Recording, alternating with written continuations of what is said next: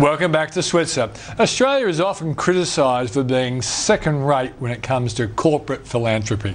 And so tonight we have a recognised charity that does a lot of good work overseas and a company that supports the group. For more, I'm joined from Brisbane by Allan English, the CEO of Silver Chef, and Robert Dunn, the CEO of Opportunity International Australia. Thanks for joining us, gentlemen.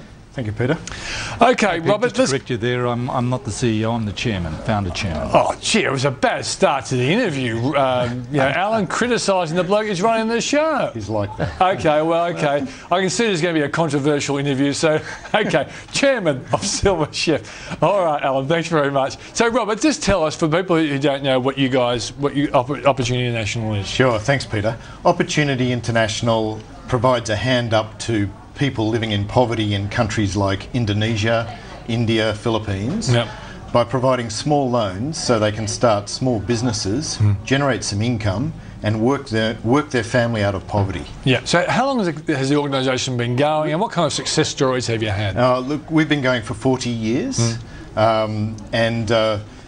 innumerable success stories. And I've met lots and lots of great clients who have seen their families and their lives transformed. Yeah, and clients to you might be a woman in India who's given $200 to buy a sewing machine or something like that. Exactly right. Yeah. Small loan is exactly that, $200, $150, something like that. And typically a woman. And she's... Can't trust blokes, we know that, go on. They're often not around. They're often doing day labour work somewhere else. Yeah. And she's there, and it's about getting an extra income stream into the family so that their kids can go to school, or that they can have 2 meals a day instead of 1 meal a day, or maybe even 3. Yeah. Now, Alan, let's go to you now, chairman of Silver Chef. Alan, your company was talked very highly, I think, by Roger Montgomery a couple of years ago, maybe a year or so ago. But a lot of people don't know what you exactly do. So tell us about the company. Sure. So Silver Chef was founded in 1986.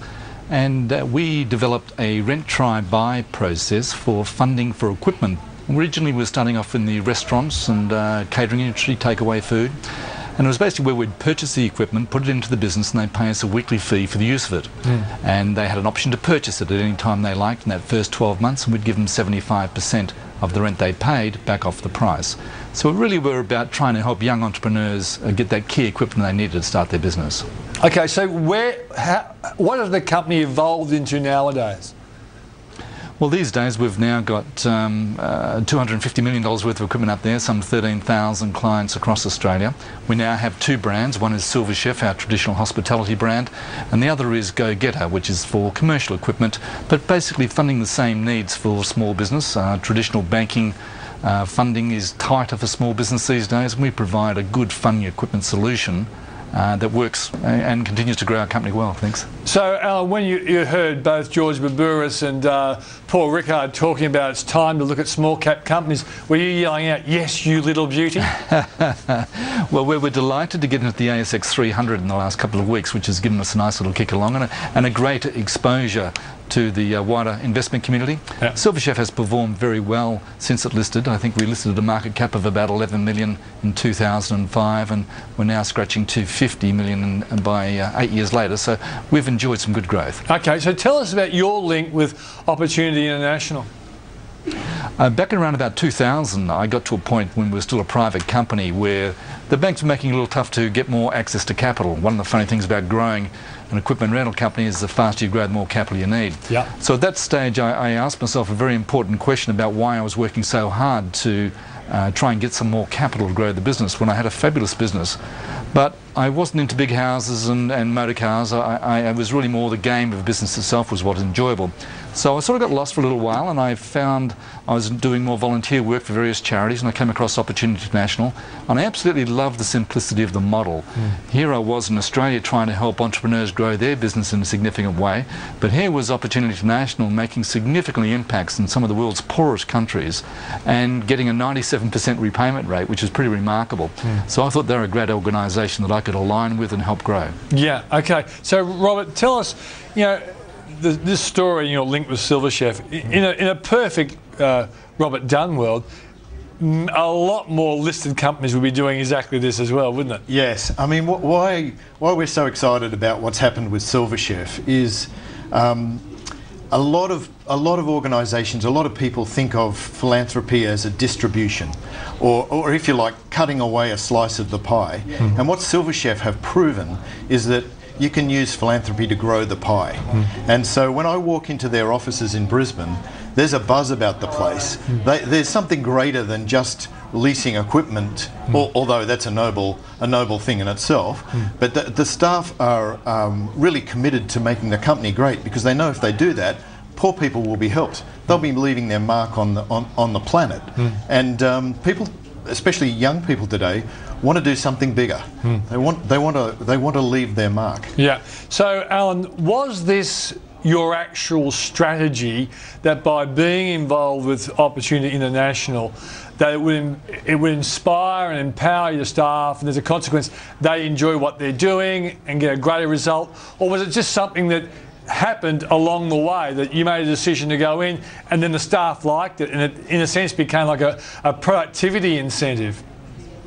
It really hit its strongest point when in 2008 I decided that I'd fire myself as a CEO and appoint a new CEO, Charles. I thought Gregory. you were a CEO once upon a time. I was once, yes, I was many times. And Charles took over the reins in 2010, and the last quarter, as part of the succession plan, Charles took the leadership team away and developed up a 2020 vision of what they thought the company would look like by 2020. And as the largest shareholder in Silver Chef, I split my shareholding 50% into a foundation and 50% for the family.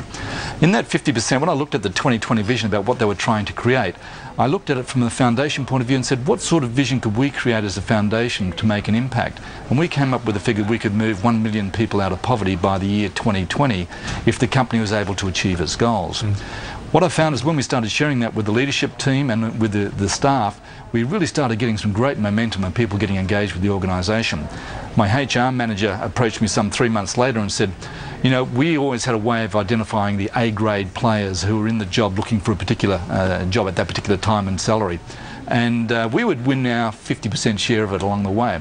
But she said there's been transformed once I started sharing the vision about what Silver Chef's about, how we have a greater purpose than just making money for money's sake.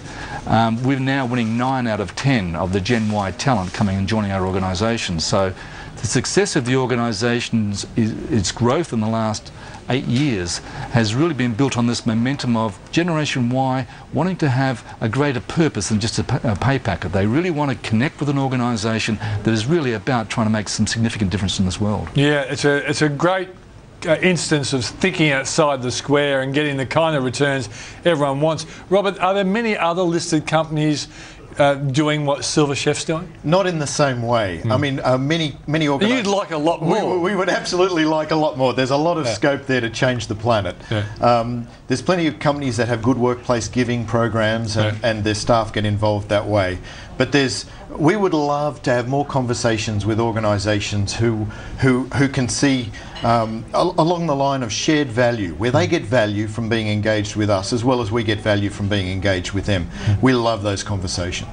So, Allan, given the fact that, you know, your success is very good for Opportunity International, what is the outlook for the company? Because clearly, you know, particularly in the retail area, it must have been a bit challenging over the last few years. Or has it, because you're in the cafe latte section of the industry, you've done pretty well? Yes, we have done pretty well. The hospitality industry has really weathered the storms quite well through the GFC, and while it's a competitive environment, it seems to be that the staple of having a cup of coffee on the way to work and going to lunch with your friends is still there. I mean, the lovely thing about our industry is that you can't import an experience from China, like having a dinner with a friend, no, and you can't do it online. Yeah, exactly. So, you know, that connection, that human connection point is really important. I think that the growth aspects of what Silver Chef's been about is the alignment of having great people and having a values and a culture. I'm very proud of the fact that Silver Chef's been in the top 50 great places to work for the last 4 years. So we're building a culture of having the right people connected to the right purpose, and together with that is building shareholder returns, no doubt.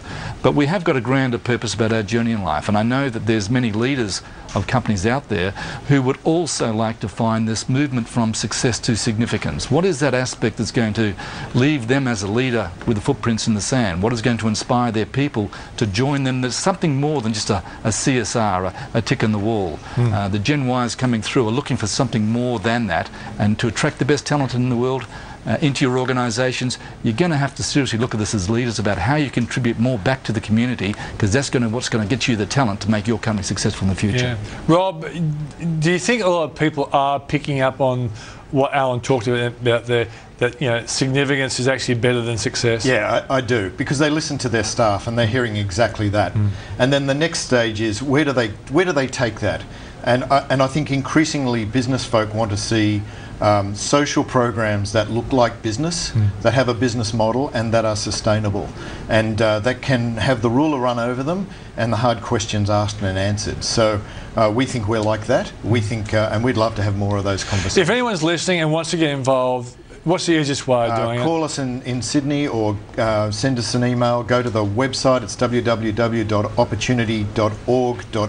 org.au. Google you. Google Opportunity, we're right there. Okay, mate. We'd love to have those conversations. Fantastic for joining us, and well done, Allan. I'm glad I know that you're chairman nowadays. Indeed, that's right. See you, mate. So if you want superior investment ideas from the likes of George Baburis and Paul Rickard, have a look at the switzersuperreport.com.au website. There's a 21 free-day trial, and I'd love to get your feedback in particular about it. That's the show for tonight. I'm Peter Switzer. Thanks for watching. I'll see you tomorrow night.